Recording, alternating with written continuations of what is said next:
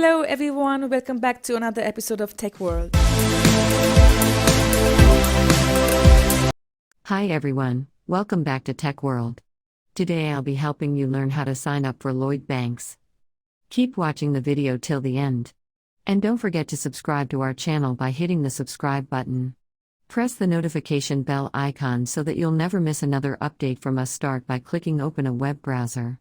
As soon as you do that, go to the top of the screen and in the URL box, type in Lloyds Bank.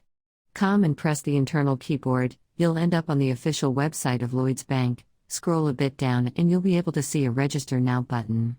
If you don't have an account yet, click on the button.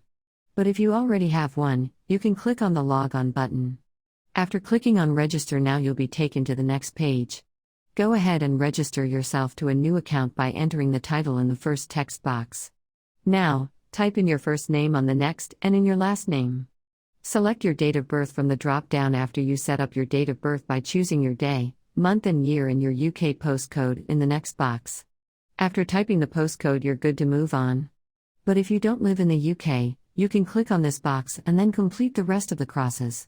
Choose your account type from the drop-down, whether you'd like to open up savings account, credit card loans, mortgage and share dealing.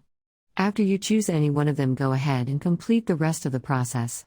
In my case, it is asking me to enter the short code number. So I'm typing it in the text box over here. Once you've done that, and your account number in the next text box, finally click on Continue at the bottom right. On the next page, you'll be asked to enter your login details. You'll be asked to create your username and password. Follow the on-screen process, and you'll be able to sign up for Lloyds Bank account. I hope you found the video to be helpful. If you did, go ahead and give us a thumbs up. Comment down below in the comment box if you have a question or a feedback for it. I'll soon be back with more tutorial episode. Goodbye till